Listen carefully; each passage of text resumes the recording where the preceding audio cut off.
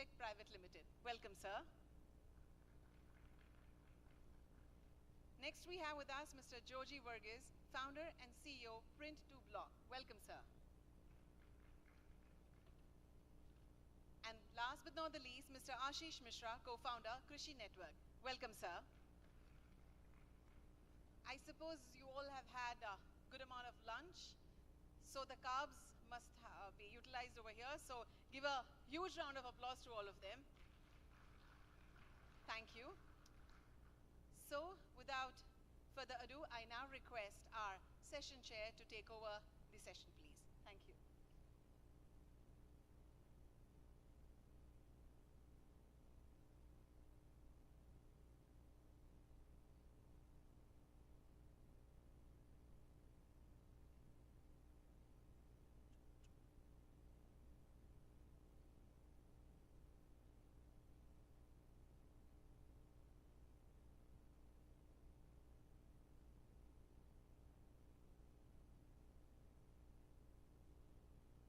Good afternoon, everyone. Good afternoon, distinguished guests, panelists, and all the bright minds gathered here today. I am truly honored to moderate this panel discussion on a topic that is not just relevant, but pivotal for the future of our economies: digital infrastructure for inclusive economic growth and sustainability. We are gathered here at the BIMSTEC Youth Summit, representing countries rich in diversity, culture, and potential. But beyond our unique identities, we share one common aspiration: to build economies that are resilient, inclusive, and future-ready. Today's discussion isn't just about technology, it's about how digital infrastructure can be a bridge between opportunities and access, between potential and progress. I'm privileged to join by the esteemed panel of leaders who are not just shaping the digital future within their organization, but are also influencing how nations embrace this transformation. Let me quickly give you an introduction. I have Mr. Ajit Isaac Matthew, CEO of IndusNet TechShoe, a visionary in digital marketing and business growth strategies. I have Mr. Devang Modi, Managing Director of iValue Systech, an expert in digital IT infrastructure and advanced technology solutions. Mr. Joji Varghese, CEO of Print2Block, bringing strategic insights into blockchain and decentralized technologies. And Mr. Ashish Mishra, CEO at Krishi Networks, comes with an experience in transforming the agriculture landscape through the digital innovation. Before I give them the opening remark, let me just quickly set the context for today's session. To set the stage, let's consider, or rather let's imagine this: by 2030, over 60% of the global GDP will be driven by digitally enabled platforms. The question isn't whether digital infrastructure will shape our economies, because it already is.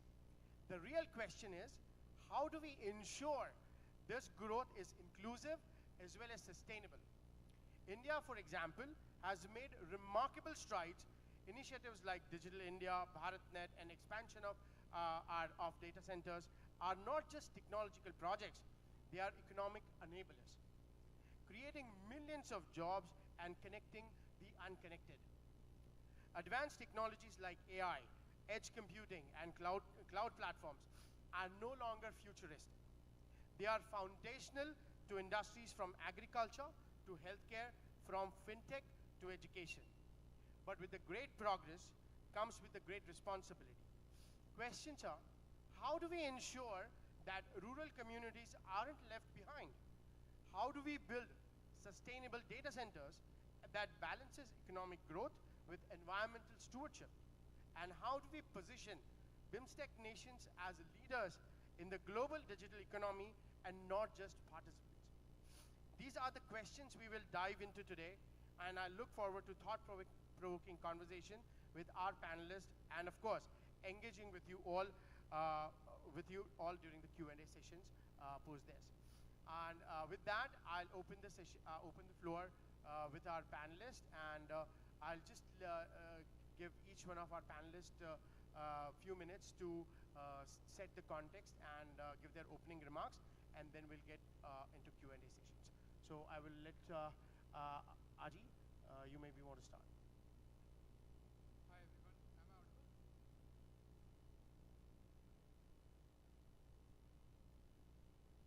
Is it on now? Alright, so the topic we have is, one is on the digital growth side, the other one is inclusion side. The first thing that I will like to say is, let us be honest and understand whether these two things can go along, or are these contrary to each other, how much it is by default. Because if you see any digital space, you will see a leader. The second leader might have just 4%, 5% market share, then the first one will have 80%, 90% market share. Because digital can have that advantage of consolidating it and creating monopolies and one company taking it all. So I recently wrote a post on LinkedIn. So which country or who is going to invade India first? US-led organizations, US or China-led organizations, or is it going to be tech-led organizations? Because today, if you see, so many people are driving cars. If it get autonomous, who is going to own that particular part of the revenue? Today, if you see media, who owns the media in India? Is it there? Because these are realities.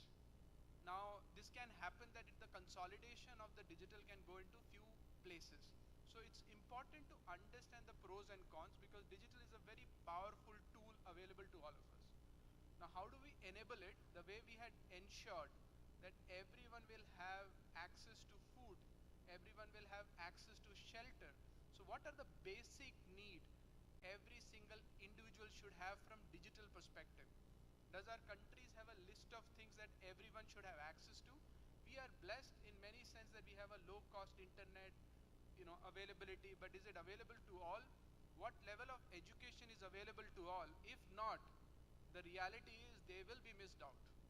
There will be an advantage to those who have access to, and the advantage will keep on growing. So the first is, have a conversation which is very honest conversation. Do we really need an inclusive growth? Then how do we make it happen?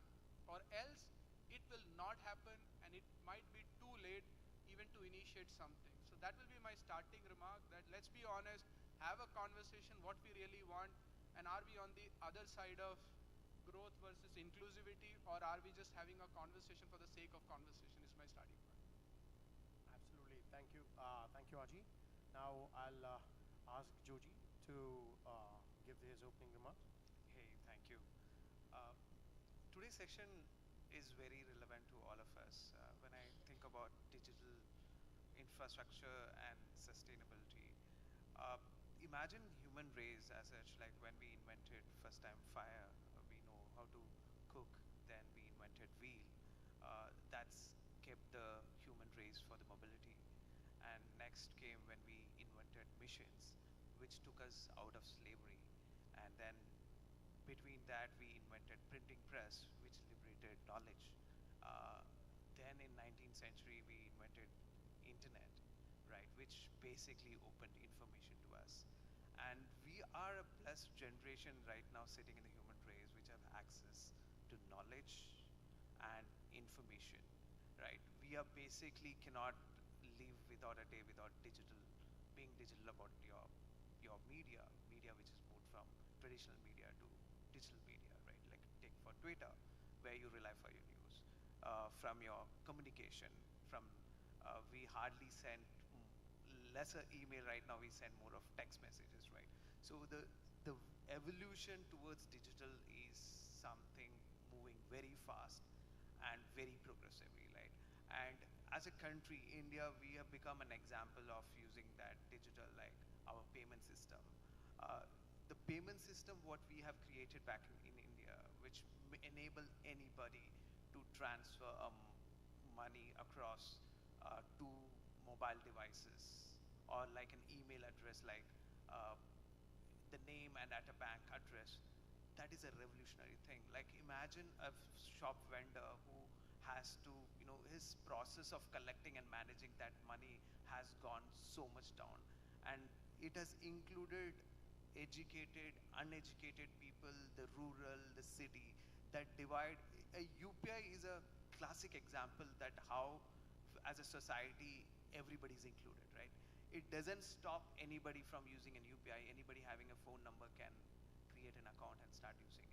That is the power digital has given it, and that's what it's gonna change in next 10 to 15 years. And I think I want to stop my remarks saying that we are all a blessed generation right now, sitting here to create newer revolution together. All right, thank you, Joji. Now I'll ask Devang. You may want to give your opening remarks. Yeah, thanks, Rohan. Good afternoon, everyone. That makes me for sure believe that you are here in the room with us, because usually in panel discussions it's the panelists who are talking to each other. The room is isolated. So I just have a quick question for all of you. If you can just, those who have, raise your hand. Has anyone read the book by Thomas Friedman called The World is Flat? Yeah, great. So Rohan is here, and yeah, a few hands there. So this was about early 2000s that very early in 2000, in fact, he wrote this book called The World is Flat. And in that book, he goes on to describing that he's on a golf course in Bangalore, and overlooking the golf course is the IBM building and the Microsoft building, and how the two big giants from US are in India. And whatever he has then covered on in the book is what we have seen come alive in the last 25 years. Some of you may not be even 25, but that's where we are.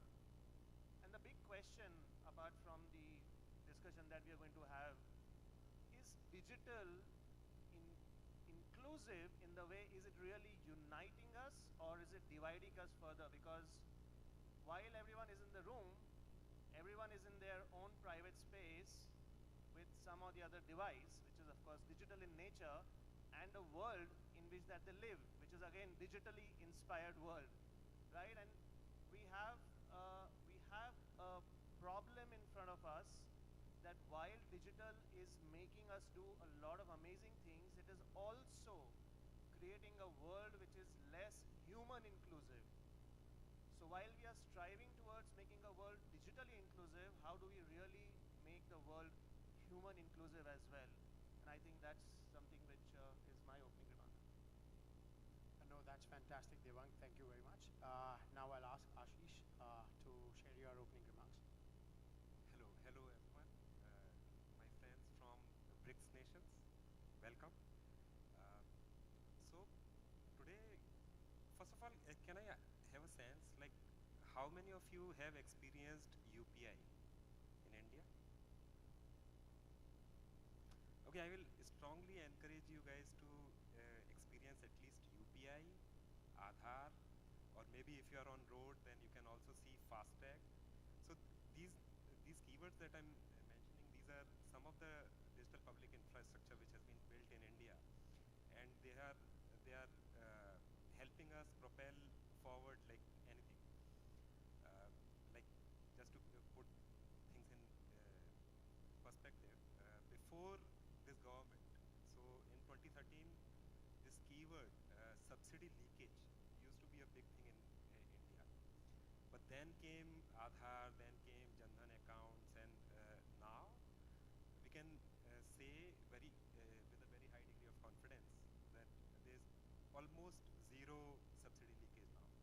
All that has been achieved on the back of Aadhaar, all this public infra that government created. So I will encourage you guys to understand, like, what type of digital infra is working for India, and what you can learn or propagate in your country. All right, thank you, Ashish. Now, let me begin with a few questions. I'll start with Ajit. Since you come from the digital marketing background, I want to ask a particular question that with increasing internet penetration in a rural India as well, what strategy business adopt or strategies can businesses adopt to tap into these emerging digital markets effectively? How can digital platforms help businesses in rural and underserved areas compete on a global scale? Sure. So there are some of the examples that I can give. See, digital, as I said, is connecting people into all the places. Like in marketing, we used to have product, pricing, place, and promotion. Now, many a times the place in itself is now debatable because everyone is accessible to everyone, and then competition is not only coming from the person sitting next, it can be across anywhere. But when specifically when you're looking at rural, sometimes not everyone has similar kind of access. So in India, some of the models that we have seen is that, let's say there is a village where not everybody is acute equally digitally savvy people there, so there will be few people who are better in digital, so they call themselves as digital entrepreneurs. What they will do is, they will village level entrepreneurs, VLEs, digital entrepreneurs. So what they will do is, they will be the source of digital inclusion for rest of the people in the village. So if you need anything, you will go to that individual.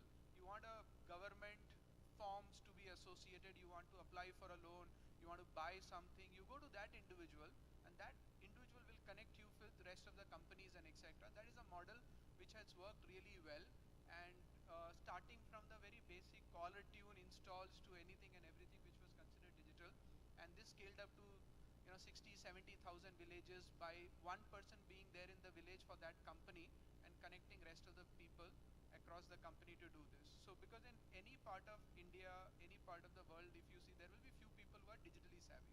So that can be a model. But digital today, I will give you some hack if you are interested. If you ever want to become expert in the subject, just go to, I keep saying, if you pray to God, make me understand digital marketing, make me understand any subject, God will not listen to your prayers and will only say, go to YouTube and search, because everything is answered there. So if you want to learn about digital marketing, just go to YouTube and say digital marketing beginner's guide or beginners. And if you want that in your own language, just say digital marketing beginner guide, and in Nepali, any language, Thai, you will see somebody is teaching you and giving you free knowledge. All that you need to know is then find out some of the links and etc. which is available in the market, and then you can get into the details of it. But on the rural side, I will certainly feel that you can connect with some individuals, use them to reach out to rest of the people. There are unique models that can arise out of the unique proposition in each of the markets, and people have done fantastic innovations associated with that. And my other recommendation is never be too excited about digital. Just be excited about customers, because customers are digital, non-digital. So sometimes what does not work in digital can work in the sometimes which does not work in digital can work in the offline manner. Like one very good example is in the UK, Primark has taken down their e-commerce channels because they did not find that to be very profitable as much as their offline. So don't be excited about digital, not digital.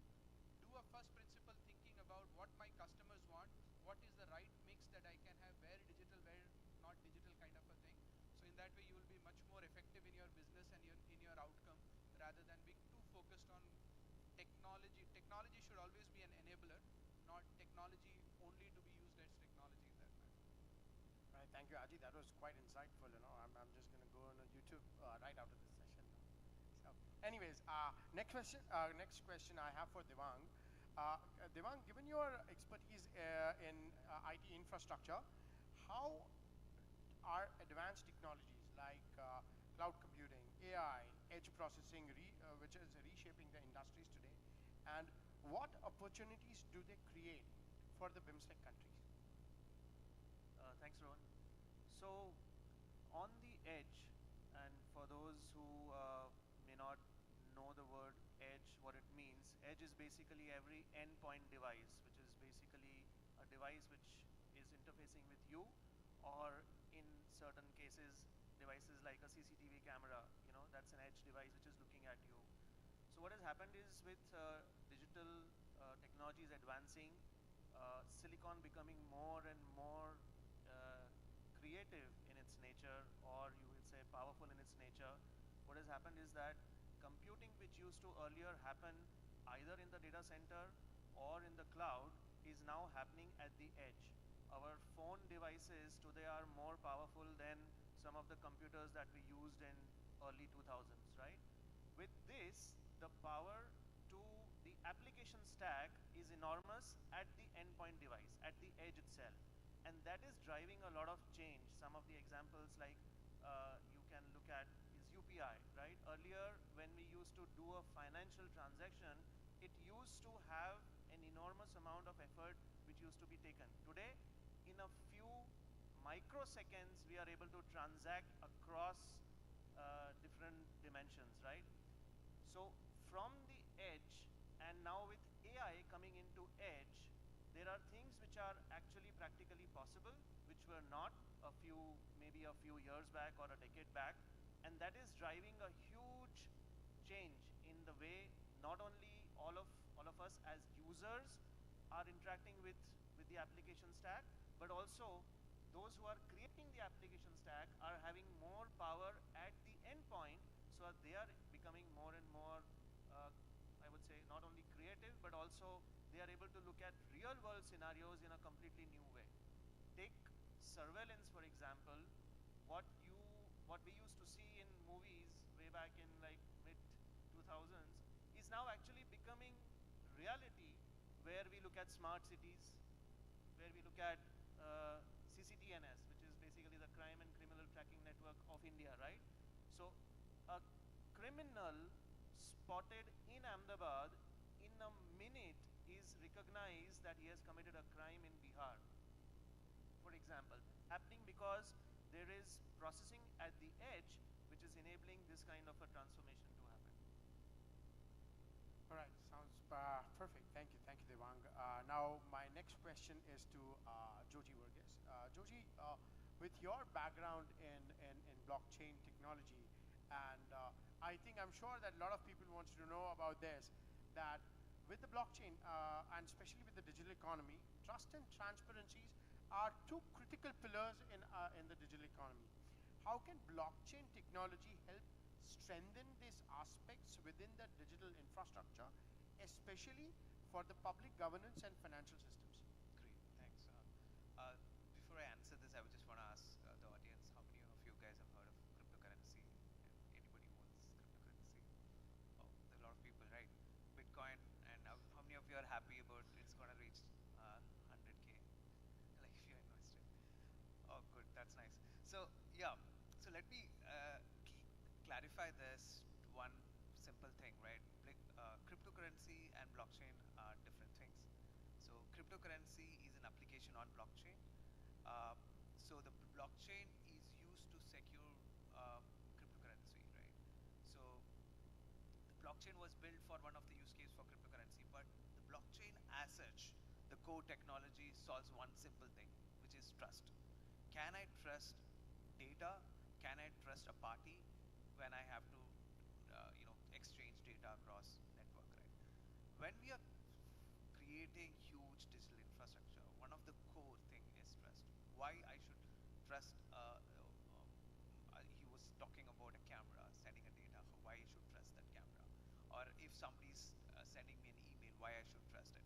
And with AI coming up, you know how easy is it to create a video, data, all the top. I think blockchain gonna play a huge role in the digital infrastructure where we actually require trust to be proven digitally and mathematically. Not because I am a company which has a 30 years old reputation, I can say that, hey, this data is that, or government trying to prove this data is genuine. Can we prove this data mathematically that the data is not? One of the use case I want to showcase we did here back in India during COVID. During COVID, a lot of people did a test called RT-PCR when you get a negative positive. And it's a public knowledge, a lot of people used to change it for traveling purposes.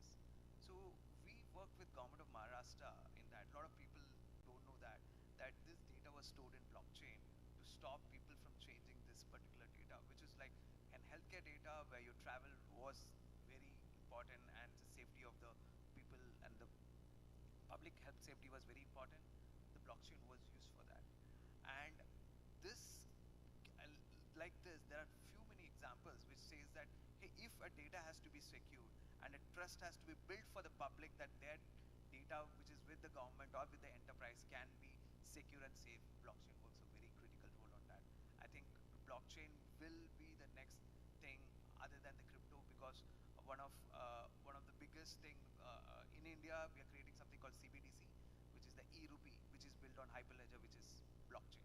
So your core currency is built on blockchain, because that's a trust the government has to want to prove it to the citizen that the currency is secure. All right, thank you, Joji.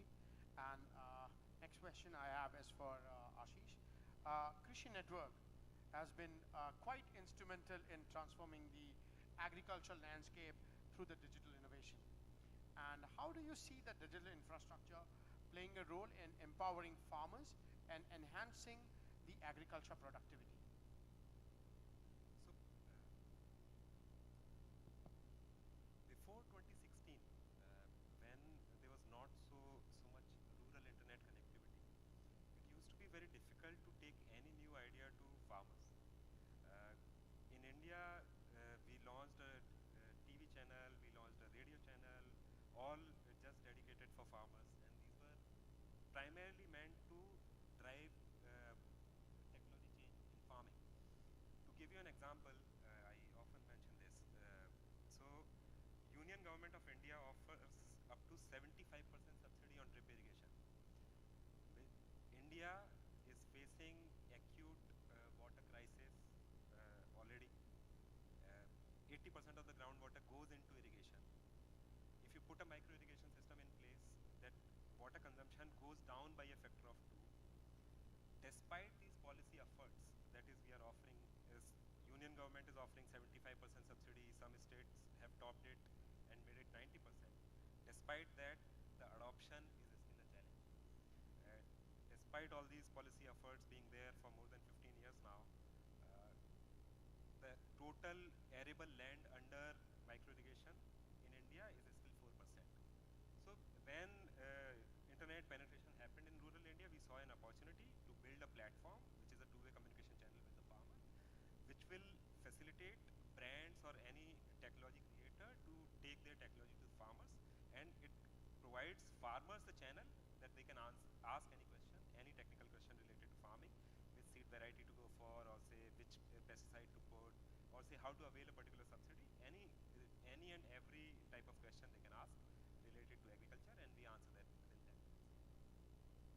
All right, thank you very much. And before I open up the floor for the question answer, I just have one very quick round of rapid fire for our speakers. It's gonna, just to make it a little fun.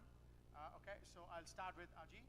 Aji, one digital trend that do you think that dominate for the next 5 years? And I want a quick one-word answer. Digital trend. Digital trend will dominate in next 5 years. I think first principle thinking in everything that we do within the digital itself. Okay. And the second one, biggest barrier in the digital inclusion today? Biggest barrier in Digital inclusion today. I think that's the access to the knowledge that is available to rest of the people. Okay, sounds good. I'll move to Joji. Same question. One digital trend that will dominate in next 5 years? AI. AI, there you go. Biggest barrier to digital inclusion today? I think language, because we think that language is like how the medicine moved out. It was in Latin, then it has to be transferred. A lot of content right now is in English. This is an opportunity for the entire country sitting here. We are sitting where we can actually translate a lot of digital content in local language. That's a huge opportunity, and that's a barrier. We can solve it. Perfect. Move to Devang. One digital trend that will dominate in next 5 years? Georgie already said. AI? But I'll just add to it. It's agentic AI. I think that's what we are going to see in the next 5 years becoming a big trend. Okay. And the biggest barrier to digital inclusion? Connectivity and CapEx. Connectivity and CapEx. Okay. All right. Sounds good. And Ashish, same questions to you. One digital trend that will dominate in next 5 years? Speech as an input. So, speech as an input. Right now, we are attuned to use our thumbs for input. I think in next 5 years, this is going to go on. Okay. Some different answer. Thank you. And the biggest barrier to digital inclusion today?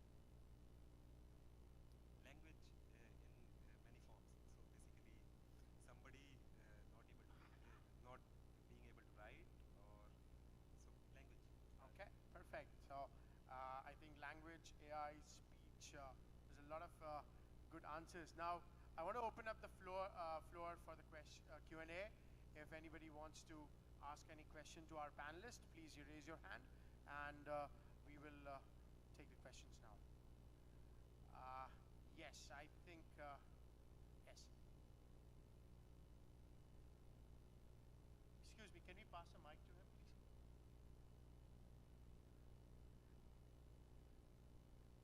And please keep giving me time check in between. I just want to make sure that I'm in time. Okay, perfect.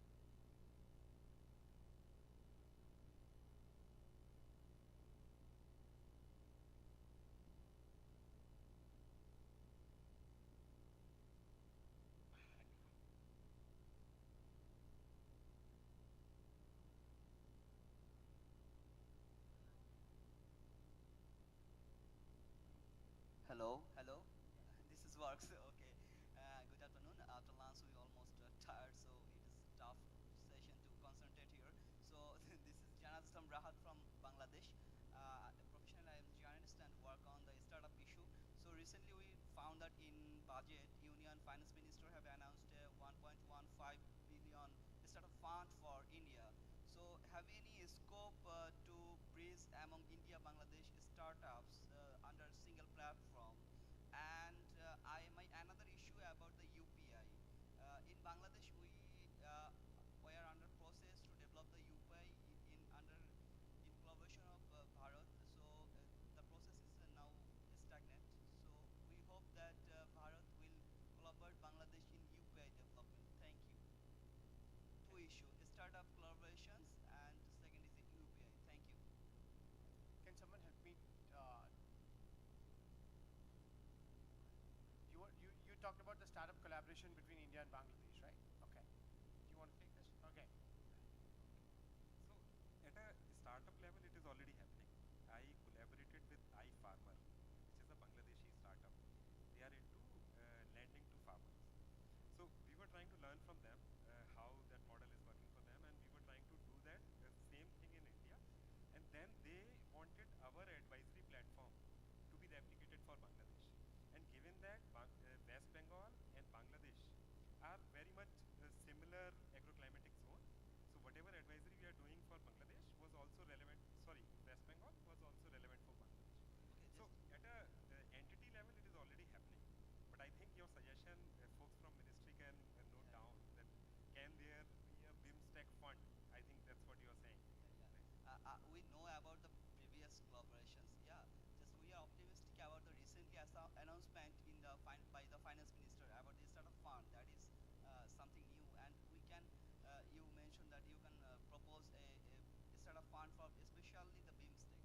Yeah, that's could be happen. Thank you.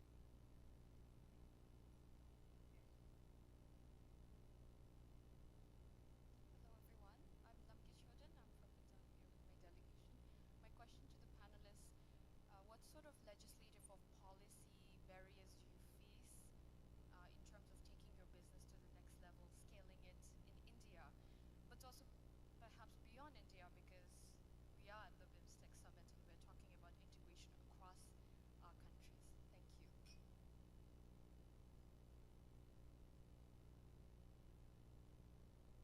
Hey, thanks for the question. So I think policy, red tape has been a problem everywhere, like for startups and that.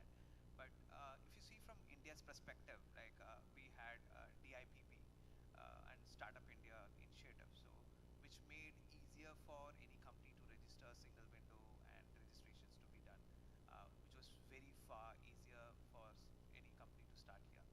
And other than that, there was some funds which was actually focused for startup. I think even in this budget, that has been doubled to 10,000 crores, which is a fund of funds, right? If somebody's funding and that. That has helped Indian startup. So I can personally talk about my startup. There was an event by Maharashtra government called Startup Week. We didn't have a product. We just created a prototype, went for the competition. We were the winners. What the government did is government said, hey, we will give you a 20 lakhs work order if you find a department and implement and prove your product, right? That was our first client, like government, and it's very hard. If you go 10 years back, it's hard to get a government client from a startup point of view. But these are the channels what the policy makers thought. And if you see in India, I know particularly every state has startup policy, their own individual federal startup policy, which has helped startups to move very fast. And I think there can be a joint, the policies what we have done here can be a joint work. We can also work together with other countries and show how this has worked in our country for that. And we, I think after US, we are one of the largest startup in the world right now.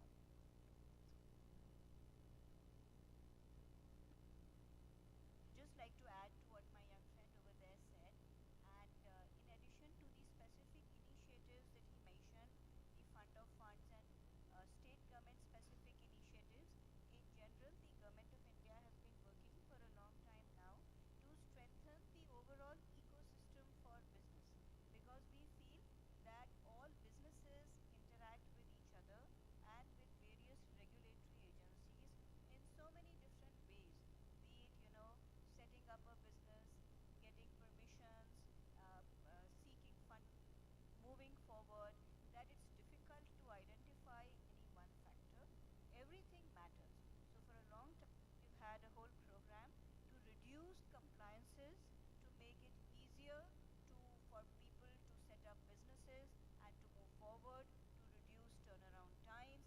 And overall, you will see that focus in policies pursued not just by the Department for Promotion of Industry and Internal Trade, but also practically every other department.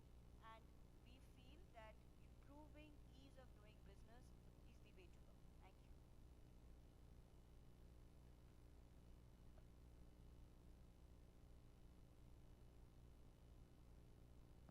Sorry, I'll just butt in here. I'm Secretary East in the Ministry of External Affairs. This is the Youth Summit, but we have planned a separate startup summit for BIMSTEC countries. So you will hear about that soon, and where it is going to be and when. And you can address all these issues there about how startups can communicate and collaborate with each other across BIMSTEC countries. And the other question was about why are we presenting only India here? The objective is to make you a little familiar about what's going on in India and how you can benefit from it, what you can learn from it. But as much as that, we also want to hear from you. So if you think there's something that is happening in your countries which we can learn from, please take the microphone and let us know, because this is supposed to be a two-way dialogue. Thank you very much.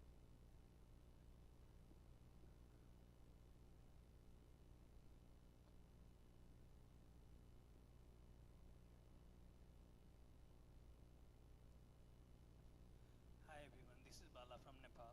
Listening to you all was really amazing. And listening to you all reminded me of a song, English song by 9 Inch Nails, which goes like, I'm just a copy of a copy of a copy of a copy.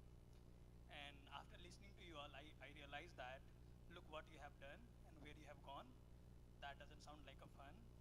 I'm not the only one, because everything is a copy of a copy of a copy. So you guys are doing amazing, and you must have spearheaded and you're spearheading field.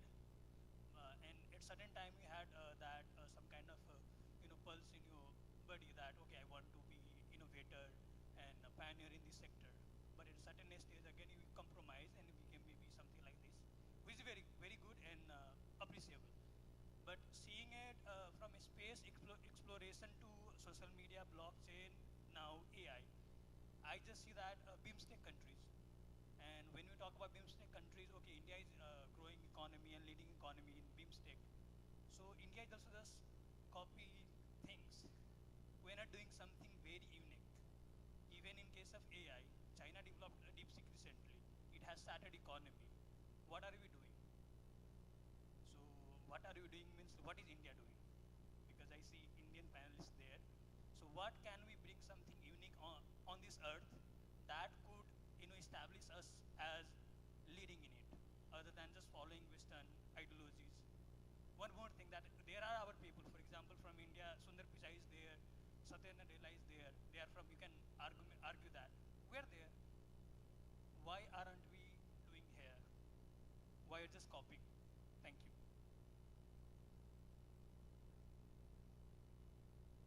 I think thanks. It was a nice song to hear, first of all.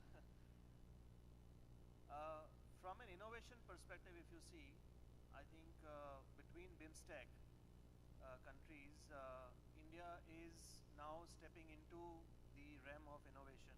You know, for years, and I started with Thomas Friedman's book, he mentioned that India was the back house processing center of the world, and now we are becoming the global capability center of the world. You know, we have about 1800 GCCs live in India today, and when we say GCCs, they're no longer processing, they're actually innovating.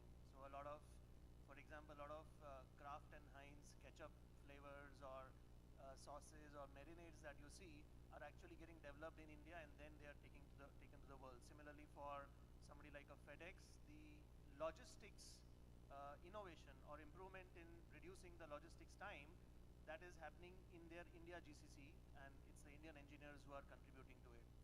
So while what you say makes sense, is that everything is going to be a copy of a copy of a copy, but if you see, as a country, Thailand is obviously going to be here.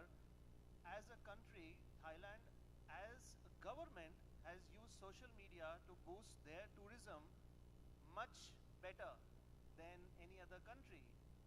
You wouldn't see a US talking about tourism in social media as much as you would see a Thailand or an Indonesia talk about tourism on social media.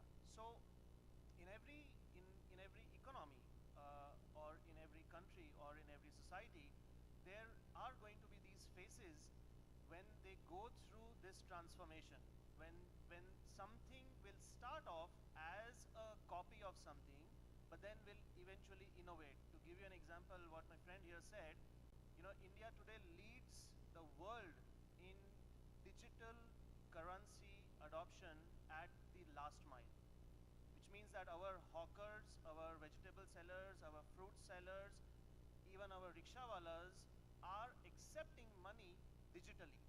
And that transformation has happened while India did not come out or create the mobile technology or the fintech technology. But we have taken that and taken it to the next level, that today a lot of countries in BIMSTEC, not just BIMSTEC but BRICS and here and there, they're all asking India to give the UPI stack or the BEAM stack so that they can also adopt the things faster. So in the copy versus copy versus copy, there will always be a better copy of something which will then become an innovation. Can I add to that? Can I just want to add that when you said copy about copy, our existence as human is copy about copy about copy, right? Like, because we are copy and we in between we become better. There are some gene mutations happens at that, and I think it is a right question to us as a country also, why we are not uh, innovating faster. Are we better than 5 years back? Yes, we are 5 years back. We are far better, but can we do it faster? Yes, we can. We that as a country together we can do much faster. If you see from the ecosystem point of view, if a Silicon Valley ecosystem is a very old ecosystem, right? We just raised a fund from our top VC who is funding from 40 years, right? Their ecosystem is big and very mature. China as an ecosystem, copy, and then they started building themselves what it is. So we are at the right time and right place. I think this collaboration should be right for us to innovate together. That we are at the same space, and that is what I think we can make better copy of ourselves. Yeah. So thank you. So actually, what I would like to say is that what I think is so wonderful about the BIMSTEC forum is that it is an excellent forum for sharing knowledge and knowledge exchange. And if you look at science and technology in the modern world, I think it's inappropriate to talk about inventors, original inventors, and creators anymore, because everything is so much connected that we look at incremental advances in research. If you look at the internet is the most powerful scientific device of the last so many decades. And I think it's impossible to say that the internet is the contribution of any particular person or country. Everybody contributes. So everyone works together, precisely what he said. And that's why we need more and more such multilateral forums, and we look for ways to exchange knowledge with each other and to set up institutionalized systems for knowledge exchange. The days when there were original inventors, I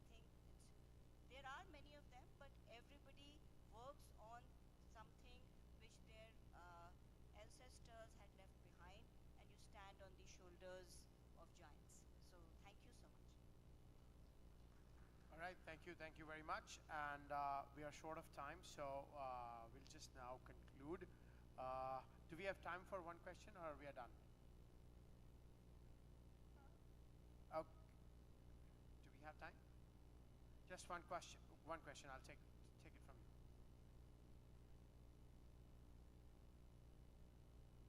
Hello. Okay. So next level.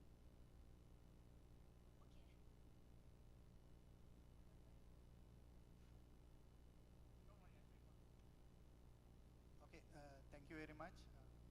Honorable speakers and Honorable Deputy Minister Rangodu Sekara and my dear young parliamentary members of Sri Lanka and my dear colleagues. So actually I was about to, not a question, but I was about to share some insight and initiatives that the Sri Lankan government has been taking for the following few months. But with the limitation of time, I will not express everything. But let me tell you this, we started as the government of Sri Lanka, our Excellency President Anukumar Disanayake he created a new ministry called Ministry of Digital Economy, and I am representing that. So the most hot topic in Sri Lanka these days, the unique ID system. So as you already know, the India is giving a grant of half money, which equivalent to 300 crores in Indian rupees. So I would say as Sri Lanka, we are following you. You created the systems first, then we are following. So in the history that after the Buddhism, we received all of the trades and culture from you. Nowadays, we are receiving this digitalization things from you. So I want to thank you, first of all, on behalf of Sri Lankan government and Ministry of Digital Economy and Ministry of Youth Affairs. So the next thing I want to tell you, you guys all know that when we are bringing this the inclusive economy to the grassroots level, that for an example, I would say you guys know that the taxi apps, right? The drivers and all the customers, both parties getting benefit from. But we are bringing this to the next level. Like for an example, we are bringing this corporate culture into those kind of business scenarios. Like I would get an example from Amul system in India, right? So you know that there is no single owner, but the benefit goes to the farmers, right? So we are bringing this system into taxi apps and the bus card systems, etc. So that is one thing. And again, I want to say that we are getting example from you. Also, Sri Lankan government yesterday launched the GovPay system, which was the payment system for the government payments. That previously it was like paper-based systems that people have to go here and there to make payments, and which takes around weeks or months. But yesterday we launched that. So the next thing I want to say, I will conclude. The next thing, the next thing, that unified payment system, which is we are following after you. And I would like to say the government of Sri Lanka is currently only 3 months old. So very new government, and we are, all of us are representing that. And I would say that,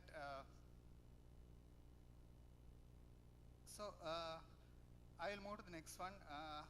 This is a question actually. I would like to ask you from that, what are the initiatives that you guys have taken to this digital economy into rural areas, like enhancing the economy of these rural areas? What are the initiatives from digital side?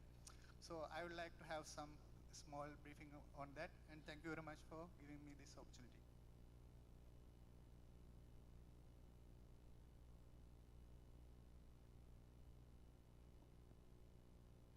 Yeah, thank you and welcome to India. I think, from the rural perspective, I think one of the game-changing things that the government has recently done is announcing BharatNet. So BharatNet is taking fiber connectivity to every remote corner of India, which is going to be covering all villages, towns, panchayats, and so on and so forth. And what this is going to do is to bring inclusivity at the rural level, equivalent to what somebody is going to have in a developed city like Ahmedabad, for example. And that level of connectivity is going to thrive itself into a digital revolution, which is going to be completely rurally driven. Because I was reading some data yesterday about BIMSTEC. So 65% of BIMSTEC population resides in rural areas. So rural is where I think the next digital trends or revolutions are going to come from. And for Government of India, I think BharatNet is a great step. So I think Aji also mentioned in the beginning about village level entrepreneurs. So in India we have these 4 lakh common service centers, which are sort of an assisted online model. So somebody who is not so digital savvy, they can go to these centers and they can avail digital government services through these centers. So I think that is one more way to augment access, digital access. And one more point I will like to add. So the guy before and him, both of you are constantly saying, what are we doing about it? I'm absolutely loving it. Half the objective is done if we all collectively say, what are we doing about it? So it is not just India. So I'm absolutely loving it.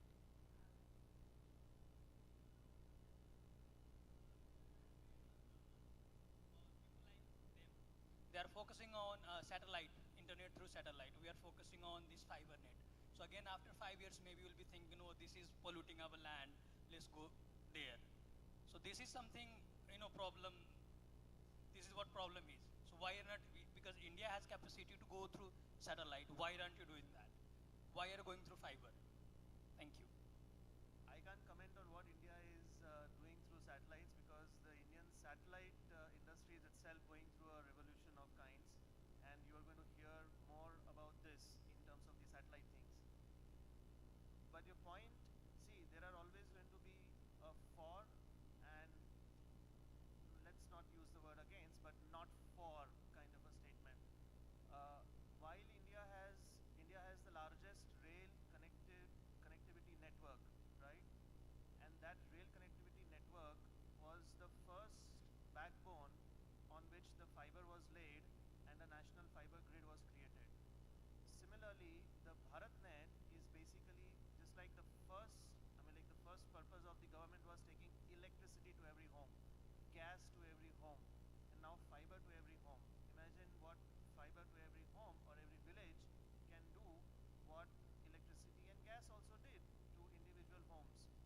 So when you say something like Elon Musk Starlink, for example, isn't that something we would want to copy? Instead, maybe we can do a fiber grid and maybe somebody else will copy that. We have a breakout session to discuss that. So I want to move forward and just conclude with one last question, because I've kept this girl waiting. So I just really want to have, I would request you to be quick, okay? We are short of time. So what I know is India has a literacy rate of 74, which is to some extent close to Bangladesh. We have 71. Nepal, Bhutan, it's on an average 70%. So during COVID, what we have seen, that was a wake-up call for us, which was digital divide. So do you think India is doing something unique to connect the dots, leaving behind such a big portion of population? Is there anything I can take back home from your experiences? Digital inclusion of India. Yeah. So you're right. So a lot of population is not, the education barrier is a big thing to solve. But I think I want to add there, that is where the next 5 years trend is. Like, you don't need to read and write. You can speak to systems, right? That is where I told you, right? If we can create local LLMs which can understand local language and answer it, and information can be informed. That not only information, you can also use this for educating the uneducated population, right? That can be a huge thing. So if you see the education itself, traditionally from schools and university has moved from Coursera to, in Oxford has a online presence, and imagine that content can go to people, and that can enable education in large level. And AI can be a huge thing for bridging that, and that's huge possibility. See, many of the large institutes that are funded by government, many of them have made their education open so that other people can also get access to. So today, education is made open for everyone to access it. So whether you are in this particular part or that, but as you know, when the digital divide also decreases from infrastructure perspective, everyone will have access to education. But the question will still remain whether the old education is still relevant in the new era or not. That again will become a new challenge which will again be addressed. And now today it's only not the government. I know so many other organizations which are trying to solve this particular problem. So that's the beauty of countries like India, where you'll have multiple people trying to solve that problem. So hopefully somebody or the other will solve it better than the rest of the people and will be there. Since Elon being the man of to look up, I think he was saying that we are living in an era you can learn anything from YouTube and open source, and so that's an opportunity we have. There's so much knowledge. All right, thank you very much. And this time it's an interesting topic, and we can go on and on. But let's conclude here. And just to conclude on this topic, it really, with all the conversation, we realize that at the end of the day, we're trying to upscale the livelihood of people with solving the root problem for our people, whether it's an urban area, semi-urban, or rural. But to conclude, as Aji started, we have to define what exactly we want. Once we define that, that's where the priority gets settled, and that's where you use the existing infrastructure to innovate. So it's not always copy of a copy, but it's all about how do we use the infrastructure to solve our problem in a more innovative way, because innovation does not mean something new. It's all about how do we solve the problem creatively to make things better for people at the end of the day. So thank you very much, and I look forward to interacting with you more. Thank you very much. Thank you so much, Mr. Rohan, and thank you all the panelists for that wonderful session. And you guys can step forward for a group photograph, please. Gentlemen, you can step forward for a group photograph. Till then, two copy for copy. One is the lunch was served, now the refreshments. So that is one copy for copy. And second copy is that we have the breakout sessions for digital as well. So it is going to be held in this room and the adjacent room. So you can join for that as well. And there are tea and refreshments served. You can enjoy them, bring them inside. Plus, two important announcements to be made. After the breakout sessions, we head for Dandi Kutir, which is one of a kind museum, which is dedicated on Mahatma Gandhiji's life. And